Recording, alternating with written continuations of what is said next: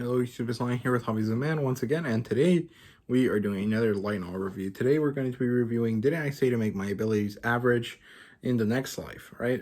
This is written by Funa, who I really like. I think their writing is very fun, and this is illustrated by Itsuki Akata, as you guys can see right there.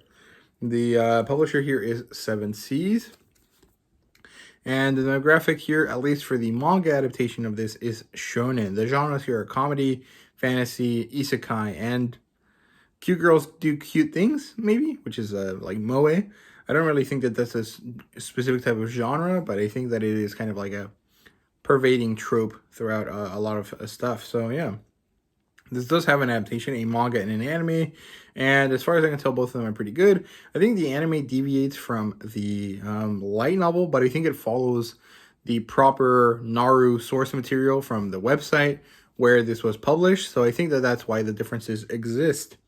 And yeah, the premise here is basically that there's this young genius type woman that lives in Japan, and she dies a tragic unplanned death, and very similar to how Yusuke died in Yu Yu Hakusho. He or she tries to save a child that was not actually destined to die.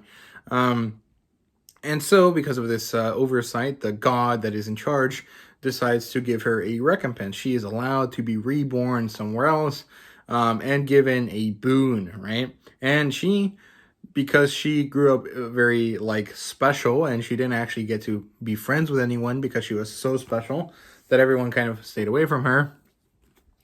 The boon she asked for was to be average, but the god didn't really realize what she was asking for, and so they made her average to the whole world, not average for a human. And that ends up being a very kind of interesting situation to be in. And she realizes that it's more than she bargained for, and now she has to live her life in a very kind of crazy way. So, yeah, overall, very interesting story. I didn't really think that I was going to like it all that much. I just read it because it was Funa.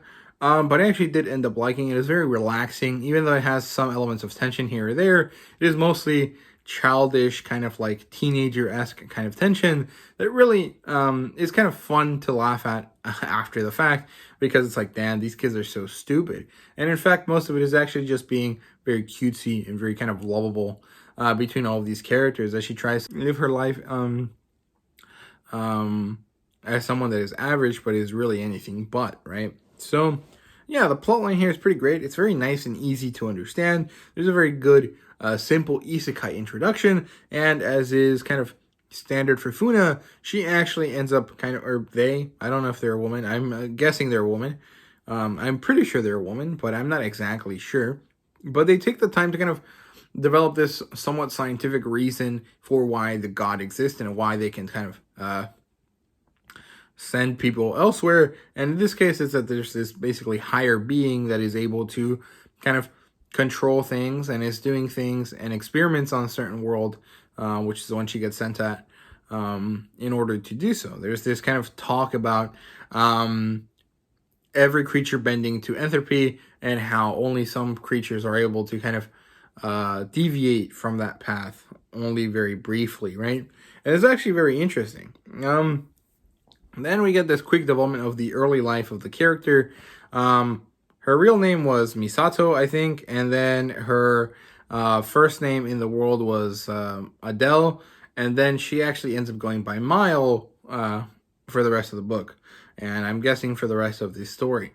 And we get to develop the early life that she lived, and then we get to jump into two different major plot points, and they really are what kind of are the meat and potatoes of this book. So the first plot point is going to aristocrat school. The second one is going to a hunter prep school. So like each of these are more or less sound the same, but they're actually quite fundamentally different. In one, she is seriously trying to be average, but ends up being anything but. And in the other, the same thing happens, but she found herself a group of people that she can be herself with. And it's actually quite interesting. Both of them are very nice. But the first aspect, the school aspect, really is more of a comedy kind of situation, whereas the hunter prep school is more of a plot developing situation. And they both end up being pretty funny and pretty enjoyable, But, I mean, it's basically just a big grind in order to get to the place where Mile needs to be in order to kind of be able to live her life, right? So, it's pretty interesting. I like that a lot. I definitely want to pick up Volume 2.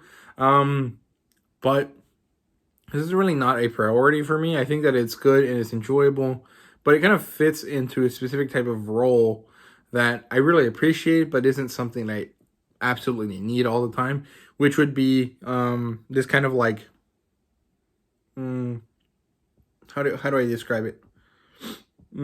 Let's see. Like this sort of light novel to relax with kind of vibe. This is the same kind of story that I kind of feel fits in the same vein as the other Funa title, The Potion Lolly, or titles like Slimes for 300 Years, which are kind of the other title in this kind of vein. And which is kind of like the way that I feel about a lot of my rom-com slice of life type of manga. I actually prefer collecting the manga over light novels in this type of genre because I think that they tend to be easier to collect because there's a lot less usually, but it kind of depends.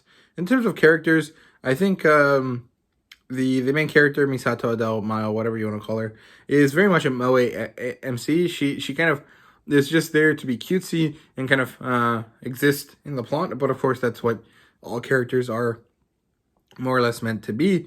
She's an average girl, or she wants to be an average girl, but she really isn't anything but. She was basically given the average power of every creature in the world, and so if the weakest creature is an ant and the strongest creature is an elder dragon, she is directly smack dab in the middle. And this kind of is how everything happens. In every way that she can be measured, she is average across the whole world, not just across a specific kind of group, right?